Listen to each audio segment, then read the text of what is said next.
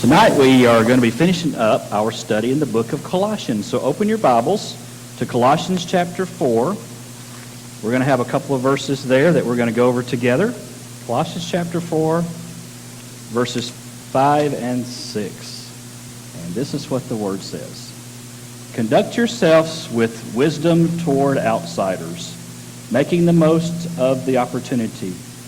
Let your speech always be with grace, as though seasoned with salt, so that you will know how you should respond to each person. Well, these verses they're just a couple of verses, but we're going to go through them together as we pick them apart a little bit, put them under a microscope. One of the key words is what just really jumped out at me, outsiders. Outsiders. Well, what is an outsider? Well, Paul means by this those that are outside the Christian faith. Those that are not believers, those that we are trying to share the Lord Jesus Christ with. And when you look at that, I suspect Paul had many around him, and his church at Colossae had many around them that did not have the same beliefs that they had. Same thing for us today, right?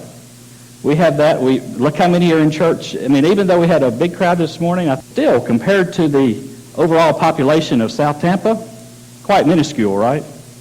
So really, a lot of people stayed home and hunted Easter eggs, probably this morning. And, you know, the times have not changed very much. We have many people that just don't know Jesus, and they need to know him.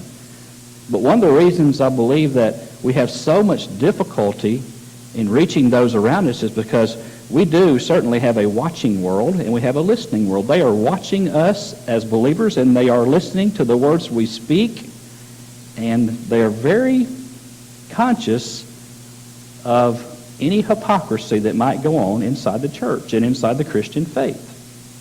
So these verses are really a warning against that coming and seeping into our lives, personally as Christians and as the church. In other words, the first part of that, we got to walk the walk, right? And secondly, we got to talk the talk. We are to walk Jesus Christ. We are to talk Jesus Christ. If you do one of the two, you're going to fail. If you just walk the walk but don't say why you're walking the walk, you're failing. If you talk the talk but don't walk it, you're really failing. And the world will see those things as they watch us. So first of all, let's just take the first part of that verse. We've got to walk the walk. Let me read it again. Conduct yourselves with wisdom toward outsiders, making the most of every opportunity. The world is watching us. The world is watching for any hypocrisy that might be out there. They take joy when a Christian leader falls. Have you ever noticed that? I mean, there can be the same sin that's done by a Christian and a non-Christian, and which one gets put on the TV and gets blown up all over the airways? It's the one who's the Christian. The world takes joy at seeing a Christian fall. And that's probably one of the biggest things that hurts the church. I don't think maybe a non-Christian is our biggest enemy. The biggest enemy we have as Christians and as a church is ourselves. And Satan allowed him to come into our lives and work in our lives and in our church. So the general statement in this verse that you see is conduct yourself with wisdom toward outsiders. Conduct is a Greek word that can also be translated as walk. More literally, walk around with wisdom. My mom used to say you need to have better walking around sense, my boy.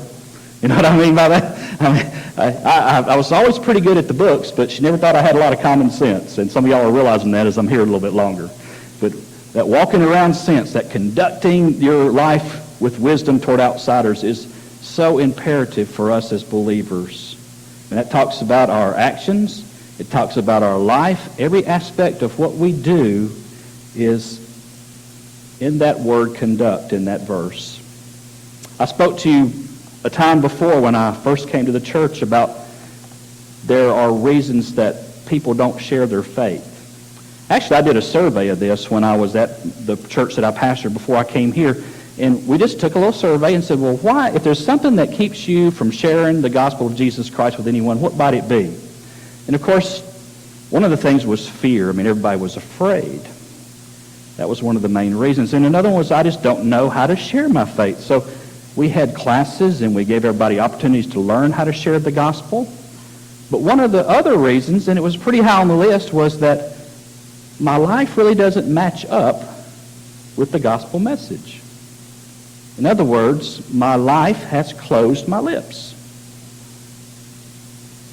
Everybody around me that sees how I live my life, if I live my life in a certain way that is really a non-Christian way of living, that's what many of these people are saying. I don't live the same way outside the church as I do inside it. You don't see the real me. This is not the way I act every day of the week. I mean, I come in here on Sunday and I'm real nice and I'm pretty and I talk the right way and I have all the right words and right lingo, but when I'm out in my workplace or I'm out at school, then I'm a completely different person, and that's why I don't share my faith, because my life has closed my lips. But Paul says, don't let that happen. Christians, do not let that happen. Conduct yourselves with wisdom toward outsiders. If you don't practice what you preach, your preaching really doesn't matter much, does it? That's really what Paul is saying here. But he's got something more specific than that general statement of conduct yourself with wisdom toward outsiders. He goes on to say in that same verse, making the most of every opportunity. Now, in your life, you have probably experienced that doors open and doors close. Windows open and windows shut. And you have to make the most of every opportunity that comes along. I mean, you ever bought a house before? Well, you start looking around, and I remember the last time Jane and I owned a house, it was in Tennessee. And when we first moved there, we decided we were going to buy a house. And we went around with a realtor, and we went to this house, and then we'd go to this house, and he'd show us this house. And of course, none of them were in our price range, a little bit higher than what we wanted to pay. You know how that works. Got any realtors in here? That's the way. But we would go around and looking, and there was one that we really love, and I said, well, let's look some more.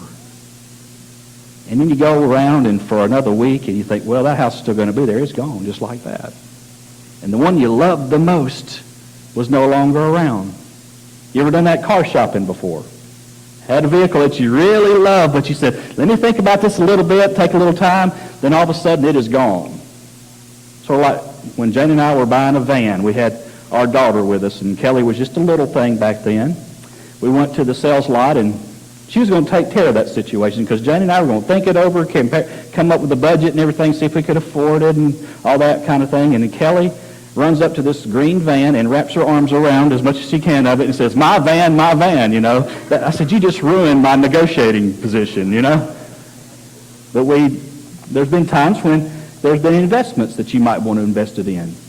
So, well, you know, maybe I'll wait a little while and see if it comes down a little bit lower. Or maybe I should sell, and maybe I should wait a little bit longer because maybe it'll come back up, and you know how that goes. The door's closed. The window's shut. So, in general, we should make the most of every opportunity. But, in this situation, Paul has something else in mind, a little bit more specific. Let me talk to you about this. There's a percentage or a statistic in baseball. It's one that you really don't want. The abbreviation is LOB. Anybody know what that means? Left on base. That's not good to have that record, okay? Now, I was looking back on the computer to see who holds the major league record for the most men left on base in a baseball game. It was the New York Yankees versus the Boston Red Sox in 1958. They left 20 men on base.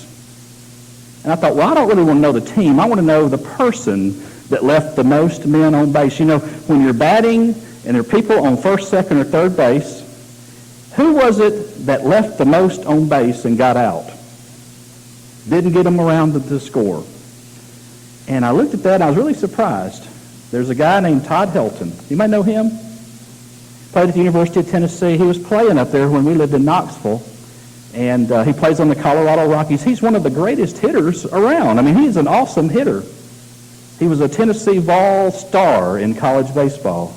But he holds the record for men left on base. He had left on 12 men on base in one game. That's pretty high, isn't it? I wouldn't want that record. I'm sure that's something he's not very proud of. Well, I wonder how many times we've got the LOB, the left on base, in our lives when it comes to the gospel. You ever thought about that before? God has set it all up. You ever been into an opportunity or situation where God has set up an appointment for you? Man, this is something that really is not very fun for me to think about. God set it up. Set me up to talk to him.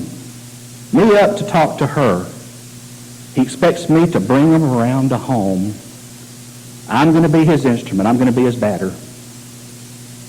And I leave them on base.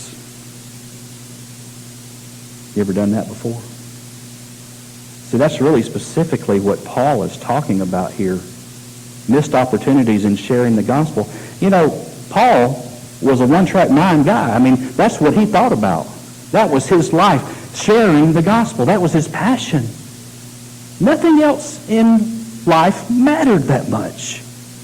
Paul invested everything he had to help others to know the Jesus he knew. And the most tragic thing in his life was to have people left on base. He didn't want that to happen. And he said, you make the most of every opportunity. It's not about buying a house. It's not about buying a car. It's not about investments. It's not about asking the girl to the prom. It's about the gospel message and people out there. And we need to have the same type of one-track mind that this Apostle Paul had, because this life is short, folks. This life is short, and people are lost without Jesus, and this hell is real.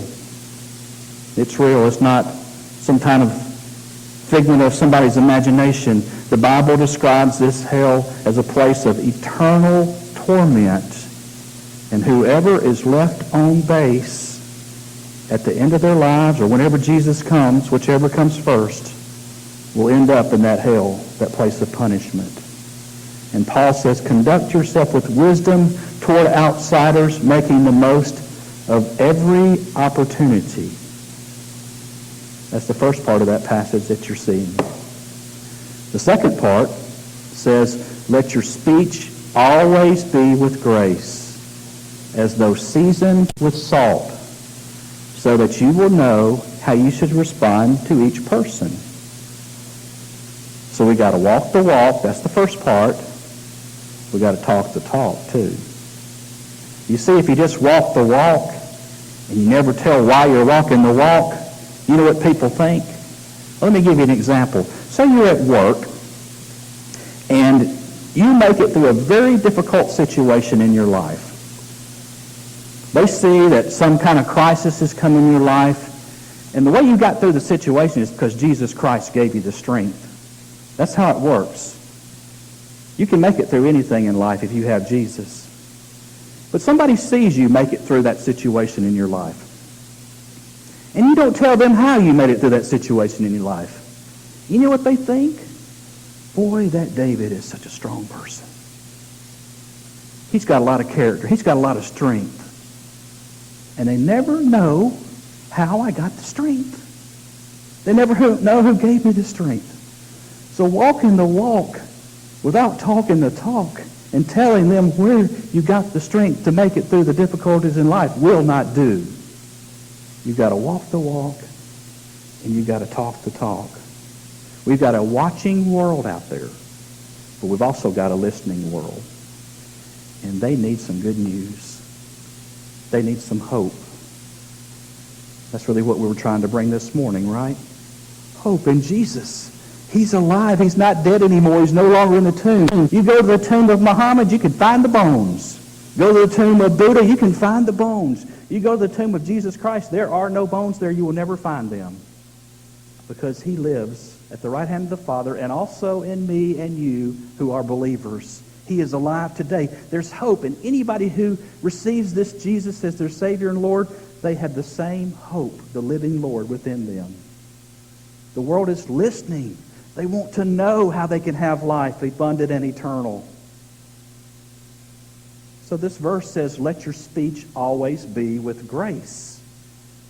Your speech is your conversation. And in general, grace means you're charming. Got any charming people in here? I know we do. I've met you. We got some charming people. But in the Christian sense of the word, Grace means when God gives sinners what they don't deserve. You know that little thing. Mercy is when God doesn't give you what you do deserve, which is judgment. Grace is when God gives you what you don't deserve, which is salvation. So God's grace in the Christian sense means God gives sinners what they don't deserve. While we were yet sinners, Christ died for us. We didn't deserve it. We were rebelling against him. But Romans 5:8 says that while we were in the midst of rebelling against him, while we were nailing nails into his hands and feet, while we were stabbing a sword into his side, while we were smashing a crown down on his head so that blood trickled down his forehead, while we were playing games at the foot of the cross, Jesus was dying for sinners like you and me and those all around him that were tormenting him.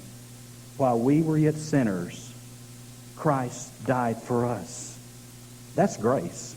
We did not deserve it whatsoever. And you may say, well, I wasn't there 2,000 years ago.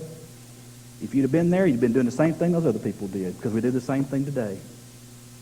We don't deserve the salvation, the offer of salvation that we have. But Paul says, let your speech be not just charming, but fitting for someone who is living in the state of grace.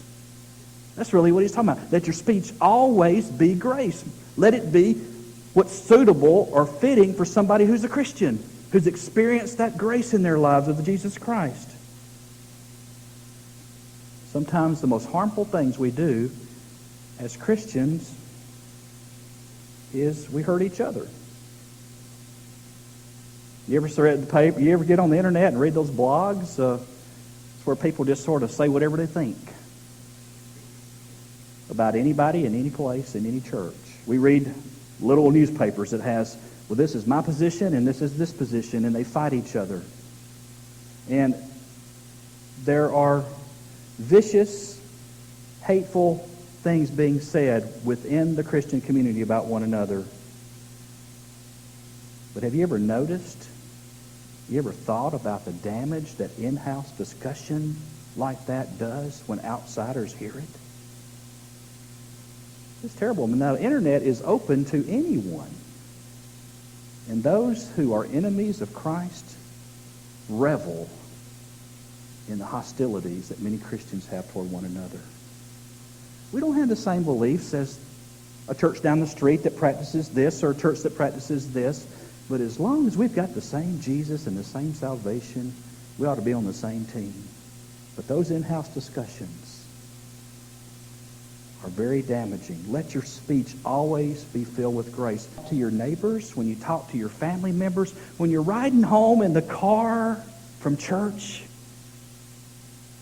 don't wear out the preacher or the choir. Don't just take somebody, just hang them up and let your kids hear all that talk.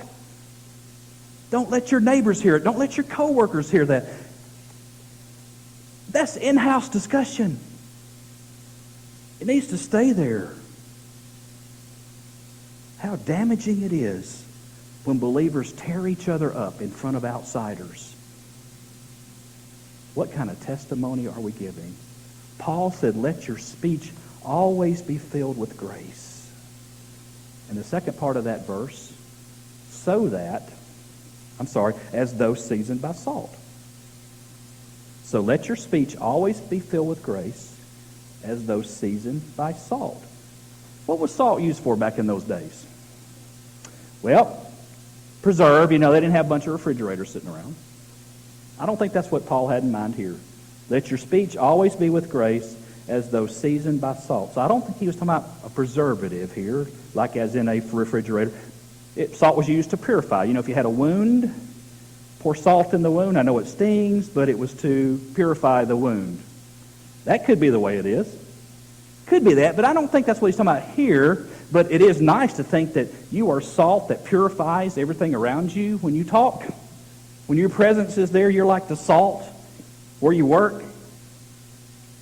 When you go to work or you talk to your neighbors or you're around your family members, do they all change their conversation when you come around? Isn't that neat? You hear this cussing when you're coming around the corner and all of a sudden you step in the room and it just stops just like that. You can be salted that way, right? Anybody done that? Everybody ever experienced that? They know you're a Christian. all of a sudden the bad language just cuts off like a faucet. I sort of like that. Shows you're influential. It shows that you're salt purifying the world around you. But I don't think that's exactly what Paul had in mind. He wasn't talking about being a preservative. He wasn't talking about being a purifier. In this situation, he was talking about being flavor. And the way that I know that is because it says seasoned by salt. Salt makes things flavorful, right? Well, let's just take a little test here. We'll try out on my wife. Come here, Jane. You know I was going to bring you up here. I got 2 crackers. Now, y'all know what these are. They're very tasty, aren't they? They're communion crackers. They're not magic. Don't worry about it. Okay, come on up here. I got to get you on stage. Yeah, all the way up here. There's no salt in these. Now, this is a saltine. Got a lot of salt on it. All right, I'm going to let you eat. So which one you like best? Did you make any of them? No, I didn't have anything to do with it. I just pulled it out of a wrapper. Okay, this is the unsalty cracker. Okay. Okay. I wish I'd brought something for her to drink. I just got to leave in a minute and get some water. Try the saltine.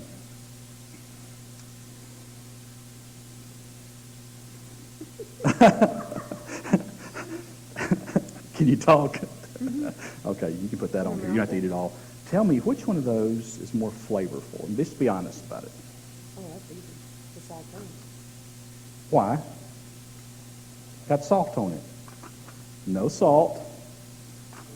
Salty. Not flavorful. Flavorful. You can go sit down now. Thank you very much, hon. The taste test. All right, if somebody puts you out there. Taste test. Now, I know how we think about salty language, like a sailor or something. That's not what Paul meant here, okay? What he meant was flavorful. You add flavor to the presence of those around you. Well, let's just look at the next verse. Matthew 5:13. You are the salt of the earth. Now, this is Jesus talking. Okay, he's at Sermon on the Mount stuff. You, Christians, are the salt of the earth. But if the salt has become tasteless, how can it be made salty again? It's no longer good for anything except to be thrown out and trampled underfoot by men. You, believer, are to be the salt of the world around you. The salt. Christians are the earth's salt, the world's salt. God's left upon us a big responsibility, hasn't he? But through his strength, you can do it. The next verse is Mark chapter 9, verse 50. Salt is good. But if the salt becomes unsalty, with what will you make it salty again? Have salt in yourselves, and be at peace with one another. There again is another verse. We are to be the salt of the earth. But if you become unsalty, like the communion cracker, you're not adding any flavor. You're not helping matters any. And the key word in this verse that you see here, I believe, is peace. Again, it is so important for believers to live at peace with one another. Because if you don't live at peace with one another, then you are unsalty and tasteless and to be trampled upon. Boy, that's pretty strong language that Jesus Christ used. So I want to ask you tonight to take a look at this next illustration. There's the word think. Before you speak. Now, I know that many times you don't have the opportunity to go through this, but if you start working this out, then it'll become like a habit and really quick and automatic. In the word think. Think before you speak. Anybody, your mom ever tell you that? Your wife ever tell you that? Your husband? Okay. Think before you speak. First of all, the T. Is it true? Now, just because it's true doesn't mean you say it. Okay? We know that, don't we? There's a lot of things that are true that do not need to be said. You need to go through the whole list. H. Is it helpful? Is it helpful to someone? I. Is it inspiring? N. Is it necessary? K, is it kind? You know, if it passes the test, the fivefold test, I think it needs to be said. But we need to be careful about the way we talk as believers, because we've got a watching and listening world out there. Let's look at Ephesians 4:29. Let no unwholesome, and unwholesome means rotten, literally means rotten, word proceed from your mouth, but only such a word as is good for edification according to the need of the moment, so that it will give grace to those who hear. Pretty good advice from the Apostle Paul. Pretty good instruction. You live this way, and you're going to make a difference in this world. Let's go back to Colossians 4, 5, and 6, and let's see what it ends with. The last phrase, let your speech always be with grace, as though seasoned with salt, so that you will know how you should respond to each person. That's sort of weird. How does that all fit together?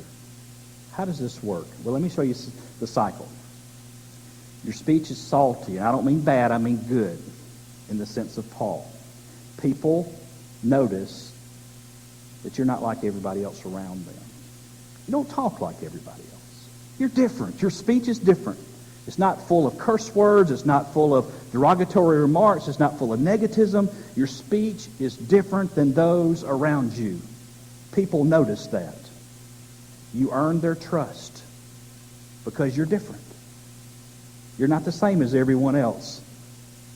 They come to you. They say, that's the kind of person that I want to confide in when I have a problem. Believe me, folks, it works. Have you seen it? Your speech is salty, it's seasoned, it's flavorful. You're different from everybody around you. You earn their trust. People come to you.